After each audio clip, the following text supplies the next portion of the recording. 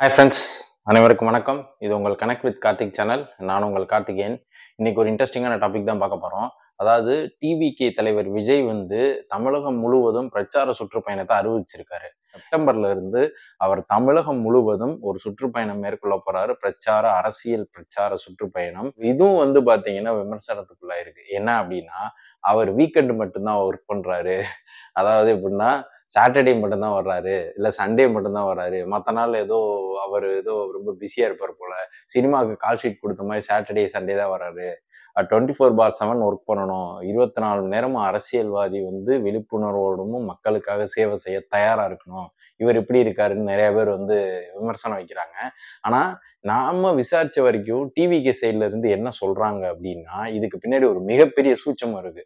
இந்த சூட்சமம் என்ன அப்படின்றத தான் இந்த வீடியோல ஃபுல்லா பார்க்க போறோம். இந்த வீடியோவ மிஸ் பண்ணாம கன்டினியூஸா பாருங்க. அப்பதான் நான் சொல்லப் போறது விஷயம் உங்களுக்கு புரியும். அதாவது இவர் ஏன் இந்த வீக்கெண்ட் மட்டும் செலக்ட் பண்ணியிருக்காரு அப்படின்னா, ஃபர்ஸ்ட் ரீசன் என்ன சொல்றாங்க அப்படின்னா, இப்ப வீக் டேல வந்தான்னா டிராஃபிக் ஆகும். ஸ்கூல் போறவங்க, காலேஜ் போறவங்க, அப்புறம் வேலைக்கு போறவங்கலாம் அஃபெக்ட் ஆகும். வீக்கெண்ட்னா மேக்ஸிமம் நெறைய பேருக்கு லீவா இருக்கும். ஸோ அதனால பெருசா ஒண்ணும் பாதிப்பு இருக்காது அப்படின்ற மாரி சொல்றாங்க. 2வது முக்கியமான விஷயம் என்ன அப்படின்னா, இப்ப அவரு கரெக்ட்டா அந்த வீக்கெண்ட் சனிக்கிழமை பண்றாரு இல்லையா? அப்போ பாத்தீங்கன்னா, மேக்ஸிமம் சோசியல் மீடியா யூசர்ஸ்லாம் பாத்தீங்கன்னா, நெறைய பேத்துக்கு லீவ் இருக்கிற டைம். ஸ்கூல் பசங்க, காலேஜ் பசங்க, வேலைக்கு போறவங்கலாம், இந்த சாட்டர்டே, சண்டே தான் பாத்தீங்கன்னா, அதிகமா மொபைல் யூஸ் பண்ணுவாங்க. அப்படி அவங்க யூஸ் பண்ணும்போது பாத்தீங்கன்னா, இந்த டிவிகே விஜயோடைய பிரச்சாரம் தான் பாத்தீங்கன்னா, நியூஸ் ஃபீட்ல அடிக்கடி வந்துட்டு இருக்கும். ஏன்னா, மத்த கட்சிகளுக்குலாம் ஐடி விங்ன்னு தனியா இருக்கும். டிவிகே கட்சி அதாவது விஜய் ஃபேன்ஸுக்கு விஜய் படத்துல நடிச்சுட்டு இருக்கும்போதே அவங்க ஃபுல் ரசிகருமே ஒரு ஐடி விங் தான். அவங்க மொத்த டீமுமே மொத்த ரசிகர்களுமே ஒரு ஐடி விங் தான். ஸோ ஏதாவது ஒரு டேக் பண்ணி, ட்ரெண்ட் பண்ணி, இல்ல ஏதாவது சோசியல் மீடியால போட்டுக்கிட்டே தான் இருப்பாங்க. ஸோ இதன் மூலமா நெறைய பேருக்கு பார்த்தீங்கன்னா, அந்த நியூஸ் போய் சேரும். ஸோ அவருக்கு ஒரு நல்ல பப்ளிசிட்டி கிடைக்கும் அப்படின்றதும் ஒரு பிளானா இருக்கு அப்படின்ற மாரி சொல்றாங்க. ஆல்சோ இன்னொரு விஷயம் என்னன்னா, இந்த 2 நாள் இவங்க இத பத்தியே தான் பேசிட்டு இருப்பாங்க. ஸோ மக்கள் மனசுல கொஞ்சம் கொஞ்சமா அத பதிய வச்சுருவாங்க அப்படின்ற மாரி சொல்றாங்க. 3வது தான் ரொம்ப முக்கியமான விஷயம். இது என்னன்னா, இது நீங்க நல்ல பொலிட்டிக்கல் அனாலிசிஸ் பண்ணீங்கன்னா தான் உங்களுக்கு புரியும்.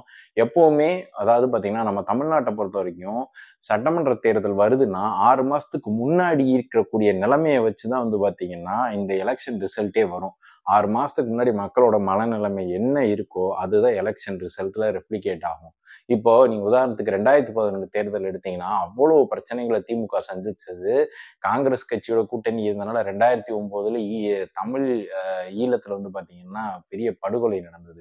ஸோ அதனால அவங்களுக்கு ரொம்ப கெட்ட பேர் வந்தது. அதுக்கப்புறம் கொஞ்சம் கொஞ்சமா நெறைய பார்த்தீங்கன்னா, அவங்களுக்கு பேட் நேம்ஸ் வந்துட்டே இருந்தது.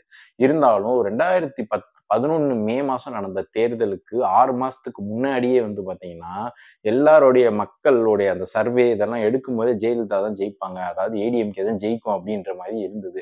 அப்பவே பார்த்தீங்கன்னா, விஜயகாந்த் கூட்டணி சேர போறாரு. கம்யூனிஸ்ட் கட்சியில அவங்களோட சேர போறாங்க அப்படின்ற மாரி நியூஸ் பரவிட்டே இருந்தது.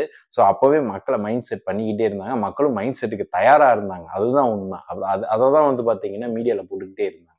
ஸோ இப்ப எல்லா எலக்ஷன்லயுமே இந்த 6 மாசத்துக்கு முன்னாடியே பார்த்தீங்கன்னா, மக்களோட மைண்ட் செட் என்னவா இருக்கோ, அதுதான் எலக்ஷன் ரிசல்ட்ல வரும். கடைசி நேரத்துல சினிமா மாதிரி எலக்ஷன் ரிசல்ட்ட மாத்திடலாம் அப்படின்றது பார்த்தீங்கன்னா, ஏதாவது அறிவிப்பு மூலமா, இல்ல ஏதாவது நான் அந்த திட்டம் அறிவிக்கிறேன், இலவசம் அறிவிக்கிறேன்றதெல்லாம் எதுவுமே பண்ணவே முடியாது.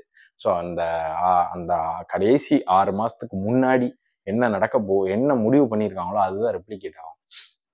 கரெக்ட்டா அத பிளான் பண்ணி தான் பார்த்தீங்கன்னா, விஜய்ன்னு இல்ல, ஆல்ரெடி பார்த்தீங்கன்னா, எடப்பாடி பழனிசாமி ஆரம்பிச்சுட்டாரு அவர் பிரச்சாரத்த. அவரும் பார்த்தீங்கன்னா, மீட்டெடுப்போம் தமிழகத்தன்னு சொல்லிட்டு அவரும் பிரச்சாரம் பண்ணிக்கிட்டே இருக்காரு பஸ்ல போயிட்டு.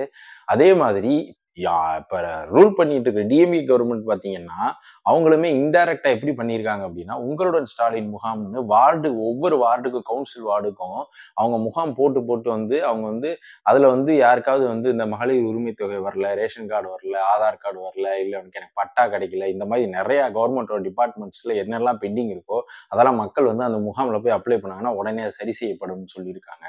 ஸோ அதுக்கான வேலைகளையும் பார்த்தாங்கன்னா, அவங்க ஏற்கனவே ஆரம்பிச்சுட்டாங்க. கிட்டத்தட்ட ஒரு ஜூன், ஜூலைலயே ஆரம்பிச்சுட்டாங்க. ஸோ அதுவே ஒரு வகையில பிரச்சாரம் தான்.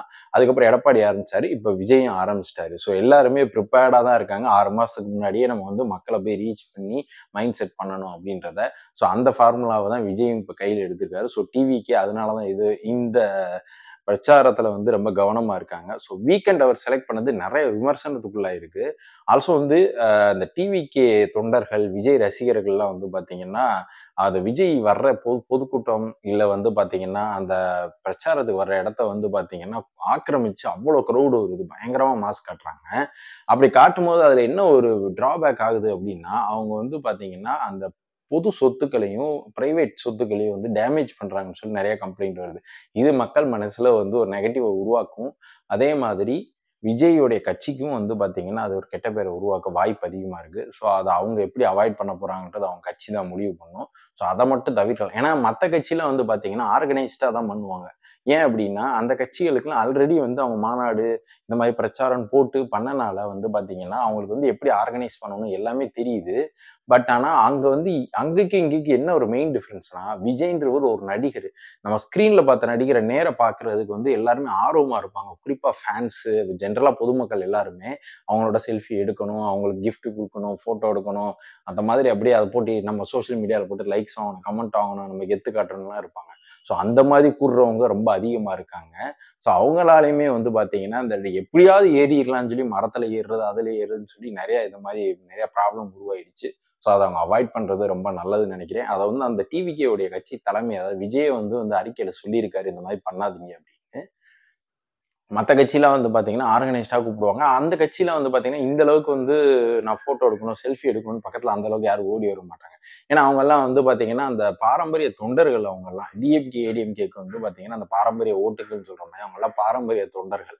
ஸோ அவங்க வந்து ஆர்கனைஸ் பண்ணியும் வச்சிருப்பாங்க. அதுல வந்து நெறைய கட்சிகள் வந்து பார்த்தீங்கன்னா, ஜாதிக்காகவும் காசு குடுத்தும் தான் நெறைய பேர் அவங்களும் ஒரு பகுதிய வந்து பார்த்தீங்கன்னா, ஜாதிக்காகவும் காசு குடுத்தும் தான் கூட்டுவாங்க. பட் ஆனா இது வந்து பார்த்தீங்கன்னா, முழுக்க முழுக்க விஜய் ஃபேன்ஸ் தான் வந்து வந்து பார்த்தீங்கன்னா, ஆக்கிரமிப்பு பண்ணி இது பண்ணியிருக்காங்க. ஸோ இது ஓட்டா மாறுமா? அவர் வந்து எந்த அளவுக்கு ஓட்டு வாங்குறாரு? எவ்வளோ சீட் பிடிக்க போறாருன்றது எலக்ஷன் ரிசல்ட்ல தான் தெரியும். ஸோ இத பத்தின உங்களுடைய கமெண்ட்ட வந்து கீழ தெரிவிங்க. இந்த வீடியோ உங்களுக்கு பிடிச்சிருந்துச்சுன்னா லைக் பண்ணுங்க, ஷேர் பண்ணுங்க, கமெண்ட் பண்ணுங்க. மறக்காம நம்ம கனெக்ட் வித் கார்த்திக் சேனல சப்ஸ்கிரைப் பண்ணிக்கங்க. அப்பதான் நான் போடக்கூடிய எல்லா வீடியோவும் உங்களுக்கு நோட்டிஃபிகேஷன் வரும். நன்றி, வணக்கம். Thank you.